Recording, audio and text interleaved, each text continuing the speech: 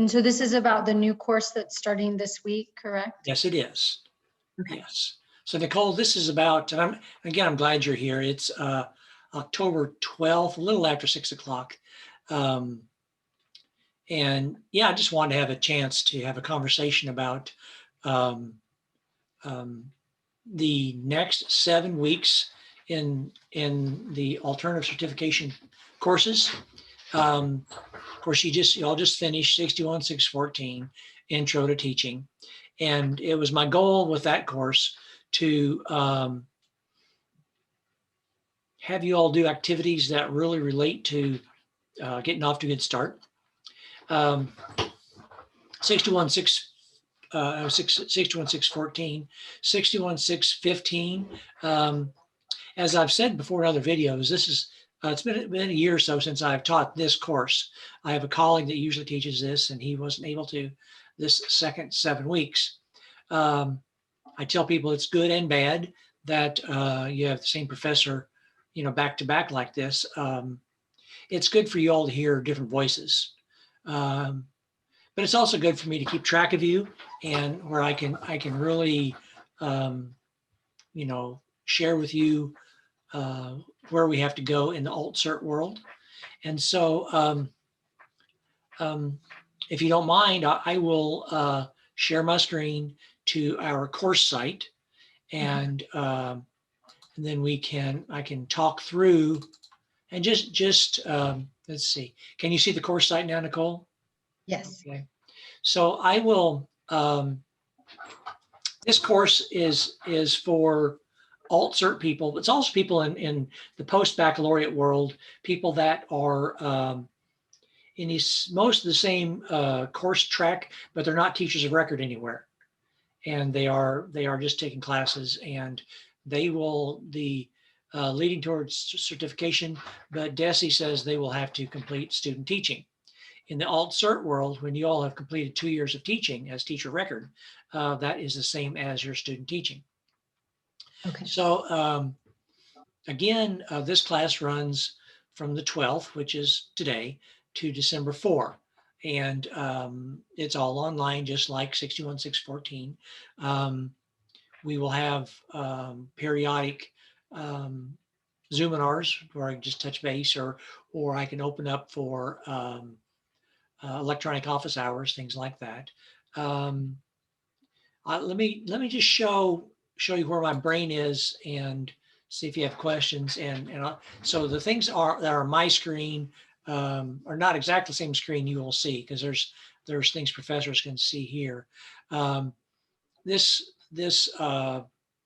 course introduction is very similar to 614. The instructor course overview is where I will place the video for this evening. Okay. As I've said, the text for this course is a classic. It's Doug Lemov's Teach Like a Champion. And so we have two big concepts in this class. One are the techniques in Teach Like a Champion, where I will give you choice as to, out of a chapter, a choice of what technique you want to try in your classroom. And then you try, and then you reflect on it with everybody. And it's just an ongoing concept. You try a technique, have a conversation with a veteran teacher and about that technique. And so that part, I hope, is very practical, and it's very, very classroom based. This course will be very practical and classroom based if I pull it off properly. So there's 4 big parts to this book. The way I do it, I just buy that book, buy the books through Kindle, and I just read them online. Okay. And really, I use them more as a resource than a literal text. And I'll get into that a little bit more in a little bit.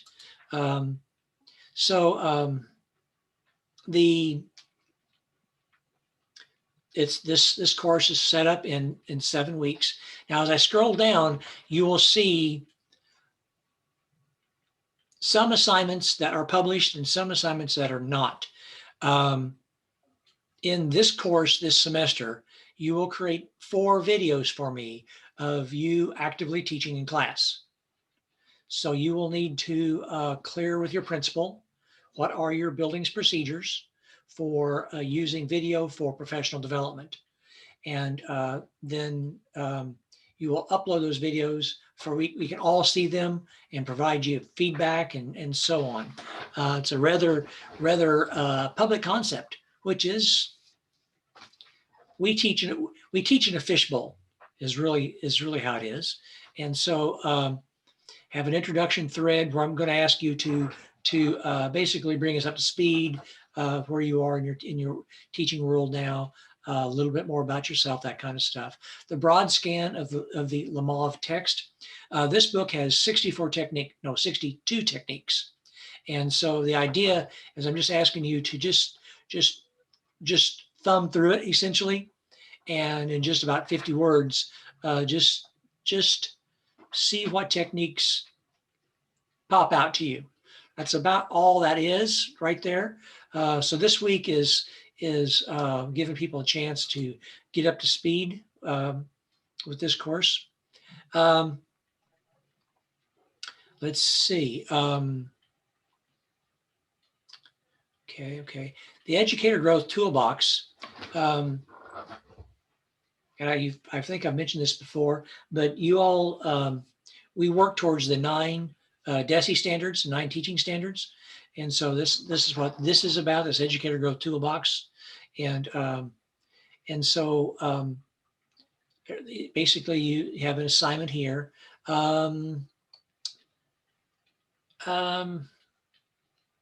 Basically,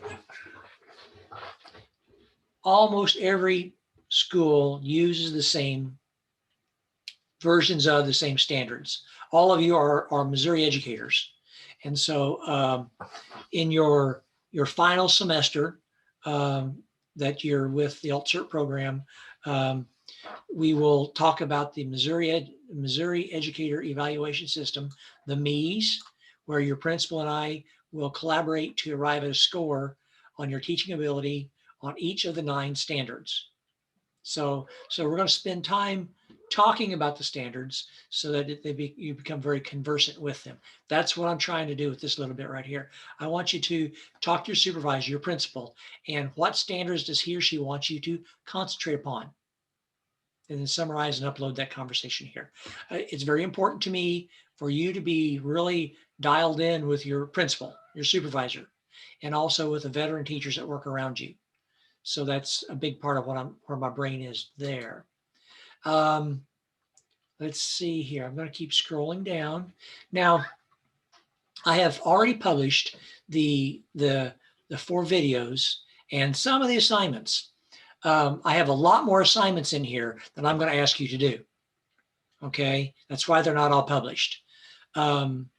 Generally, I'll be asking you to do 2 things a week. Okay, that's my mental image, 2 things a week. And if one's a video, then one will be a work around a chapter. Now, this video, well, I'm gonna scroll down to see the whole picture here. This video, here's a video standard 1, here's a video standard 2, standard 5, standard 4. Okay, those are the videos you're going to do. So when you create the video for me, it will be based around the specified teaching standard. Okay, so and you can cut and paste and make it, but I'm not really looking for that. Basically, most people just turn on their laptop or turn the camera on and aim it at their kids and have at it. I really want to see the kids, okay, and not so much you, because I'll be able to hear your voice. Okay, so standard 1, I'm asking you to focus on the indicator 2, because each standard has sub-indicators. Student engagement is crucial for understanding, for classroom management, for the culture of your room. Students heavily engaged in the, at a high level in the content. So quality indicator number 2, student engagement in the subject matter. So the instructions, I know y'all can read, but 5 to 10 minute video. So I'm not asking for a lot of it. And then how does this lesson document you showing your students engaged at a high level. What went well? What would you do differently? And then watch a classmate's video and provide them some feedback also. Rather straightforward, okay? But it's rather methodical, working with these standards. And before we get done, you will have done videos for me for at least 6 or 7 standards. There's some standards, 7, 8, 9 are a little bit harder to show in the classroom. So, but you will have done multiple videos for me where it's just a matter of course. Basically, it used to be that I would be on the road and I would be physically visiting you in your classroom. Okay. I was a part of this job that I loved, which travel money and COVID have stopped that. So most schools, I kind of assume, are not real wild to the idea of visitors coming into the building. Okay. Sure. I know it's possible, but I'm also 60 years old, so I don't need to be around. I get sick when I go in a building, just routine from the flu, much less anything else that's worse than that. So, plus I bet 3/4 your buildings wouldn't let me in. Anyway. So we use video now, and really the technology, it's not quite the same, but it's not bad. And so we will probably get more in depth, maybe a little bit more rigorous with this as we move along. But we just have 4 right now. Okay, so the week 2, October 19th or October 25. So there are 2 things you're going to do for me: the video, which means you need to get on the ball talking to your principal about procedures for video. And if there's any students that should not be seen or heard during that time, just have them sit off to the side and be mum. It's not a big concept, okay? And the videos are just between you and the Canvas site for professional development. And if your principal has a big issue with it, we'll work our way through it. We'll find a way to make it work, okay? But it's better if we see your kids. Okay, that's the best, because otherwise just seeing you talk is fine, but not the same. Okay, week 3.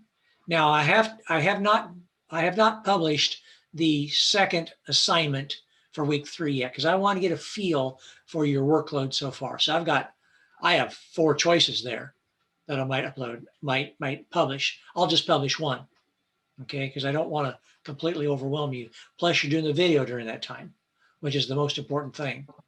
Kind of the same thing. I think I need to change the due dates here for these 2 and spread them out a little bit more. And so that's how this is going to flow. Where for each week you'll have 2 assignments. And again, like most of the time, the early modules are published, and really, you all can't usually see what I have unpublished. And so most professors do that. They'll just have the early modules published, and as the course evolves, they will publish more. I like doing that because each course is a little bit different, and I want to make sure that it's flowing well before I start overwhelming people. And plus, I really don't want people to be working in module 6 while we're still up here talking about module 1 and 2. Sure. Okay, so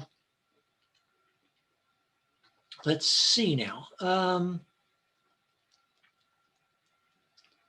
That was kind of my big preamble to all that. Nicole, what questions do you have? The questions I have are, so as far as like I'm a person who teaches multiple grade levels. So for those videos, are you wanting it to be this like different grade levels every time, different classes every time, the same for consistency? I just kind of was wondering about that. Your choice. Okay. Okay. And bluntly, veteran teachers, when they're going to invite the principal in to watch, most of them will pick the class that they have in the groove the best. Mhm. Now, I have had veteran teachers that are very self-aware, but they say, man, my 3rd-hour class is just giving me fits. That's the one I want you to watch so that you can, give me some feedback. It takes a strong teacher to say that to their principal. Sure. Okay. And I always appreciated that. But back when, a zillion years ago, when I started being a principal, it was called the performance-based teacher evaluation, the PBTE. And we did scheduled observations. And where we would say, okay, it'd be Thursday, 3rd period. We'd sit down, talk about what I was going to see, and come in, and it's very scripted. So they knew I was coming in. And again, most of the teachers would pick the class that they have I call it in the groove. Okay. Mm-hmm. But like I said, if you want to pick the class that you're having the hardest time with student engagement, and let your colleagues help you with that, your classmates, that'd be fine too. So you have this class, you have a lot of latitude. The big picture of because the techniques are clumped by chapter. So you'll have choice in the techniques that you work on during that week, because everybody has different needs. And then how you want to do the video, you have lots of choice there. Okay. Okay. So this is a very process-based class. Okay. Very bluntly, it's pretty fluid. Okay. Because it's just us. It's just us alt-cert people in here. And so we have a lot of latitude to make sure that it's beneficial to you all. Okay. And for example, since I have some virtual students, and then I also, because we do the hybrid virtual and in person, are you wanting to see that, like the virtual also? Like I know you said that we could choose, but are you wanting that also to add in, just because of the challenges that people are having with virtual students? You Like have all in the the sense of virtual teaching, I guess, not virtual students, but yeah. It's your call. okay. Your call, however you want to do it. And you are right. This fall is, and this, it's not like any other fall. I've been in this business almost 38 years now, something like that. I mean, I can't believe I say that, but never had anything at all like this. And of course, you know that. So, because some of your classmates may be completely virtual.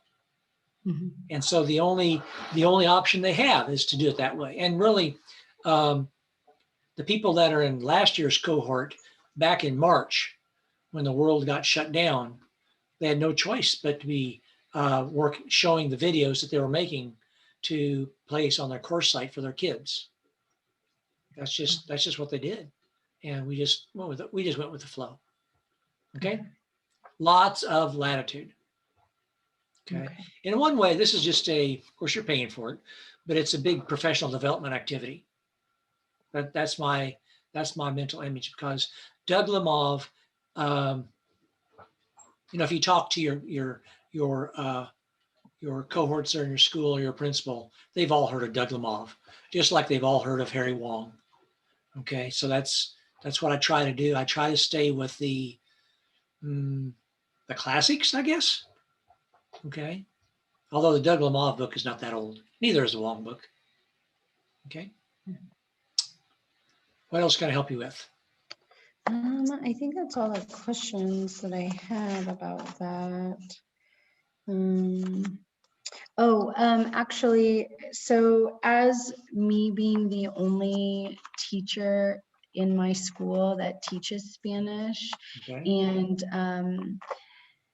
not having I have other auxiliary teachers, but they teach their content, art, music, PE, and things like that. So as far as the standards, so if my principal because she doesn't know Spanish, and you said we have to work together to what she's wanting and standards and everything like that. Yes.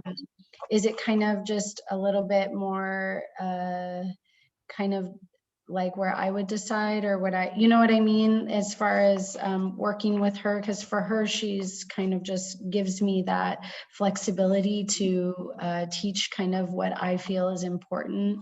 And so obviously we add in the Catholic part of it because we are a Catholic school. And so we do add in religion into my Spanish, but that's obviously not part of standards. But the student engagement is. Okay. So when we're talking about student engagement in your first video, it doesn't matter, because I was a science teacher and I was observing Spanish teachers.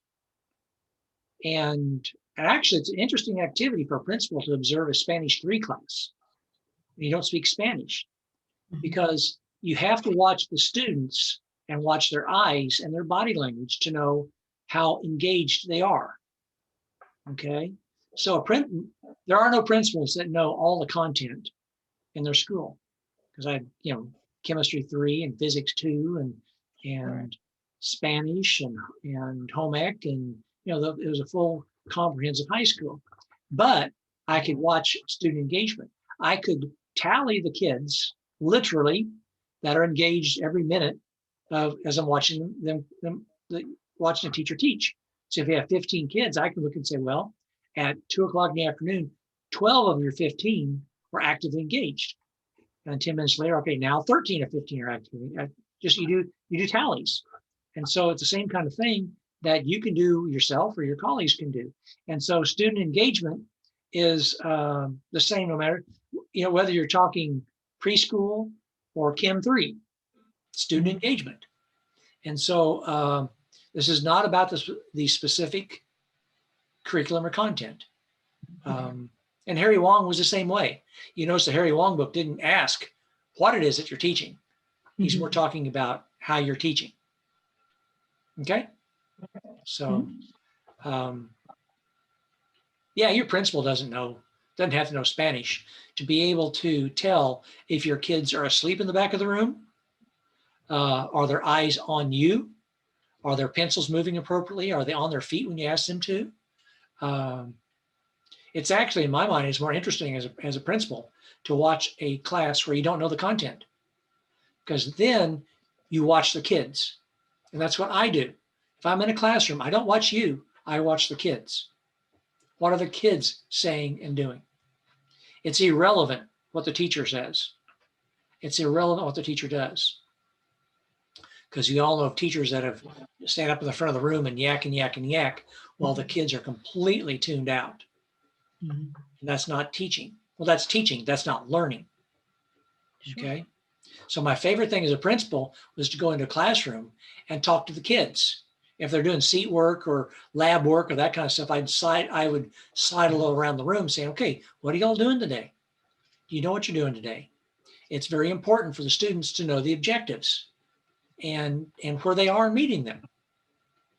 And it's really powerful for a principal to be asking that question of the kids. I didn't ask the teacher that question. Okay. Okay. All right. That was kind of preachy. Okay. No, that's okay. Thank you. That's all that I had. Those are all the questions that I had. Okay. Okay. Well, Nicole, I'm glad somebody joined me, so I don't feel too forlorn and alone and all that kind of stuff. I'm going to stop share now. Okay. And I will thank you for being here. Let me use you as a guinea pig. I'm going to stop recording now.